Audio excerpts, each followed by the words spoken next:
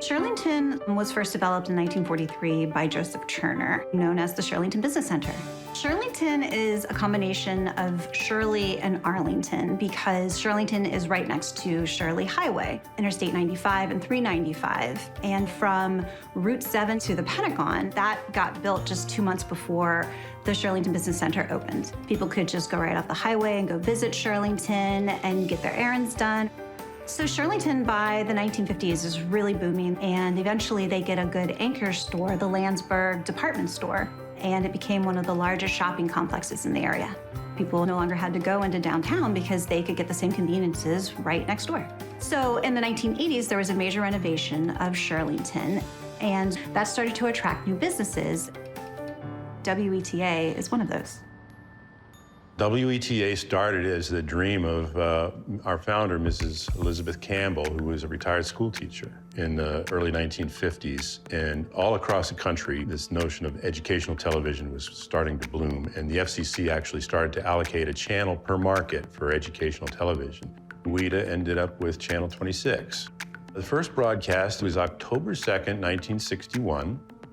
The station is an aid to the child, an educator to the adult, a voice of the community. WETA was a channel without a facility, so they turned to schools because that's what Mrs. Campbell knew the most about. And so the first facility opened up in the basement of Yorktown High School in 1961. And then the first content was a classroom show called Time for Science. The actual student population at first didn't really know or understand what was down there. TV wasn't that old in that day and age. The room itself was 50 feet by 50 feet. That was the entire operation, all in that one room. We had to know each other very well. My first position would have been running camera. Everybody chipped in where they could. I mean, even the directors would sometimes be sweeping the floor. Most of the programs were geared for students. They used part of the Yorktown school staff to teach some of those programs.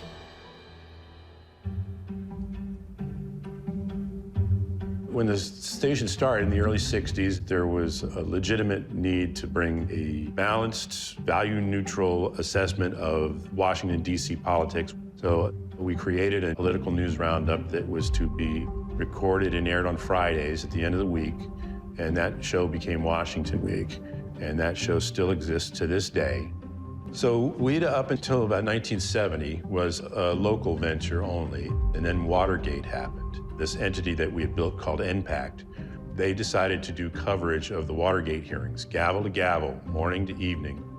Those tapes could settle once and for all how much the president knew and when. Coverage of Watergate that we provided for PBS used Robin McNeil and Jim Lehrer, and that put them on the map. And to this day, those recordings are considered some of the most important recordings in television news history. For N-Pact and Jim Lehrer, I'm Robert McNeil. That is what led to the creation of PBS News Hour.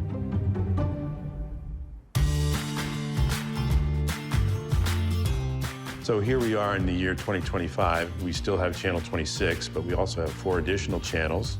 We have multiple websites, and we have multiple radio station frequencies as well. And we now have in excess of 400 people working here in South Arlington. In addition to all the office space, we have all of the production facilities for television, including 2 new studios. It's like a time warp going from what we used to have to what we have now. And then in addition to the studios, we have the ability to host community events right here in the building. Since the turn of the century, a new commitment to local programming has yielded programs in the arts, food, diversions, and it's academic. Sharon Percy Rockefeller has actually done more to build upon what Mrs. Campbell started and has expanded it to a national audience. We now are the home of the News Hour, Ken Burns, Skip Gates, and I don't know that Mrs. Campbell could ever have envisioned that. Hi, I'm Jen. And I'm Ricardo. We love exploring new neighborhoods on WETAs if you lived here. For more neighborhood profiles, be sure to like and subscribe.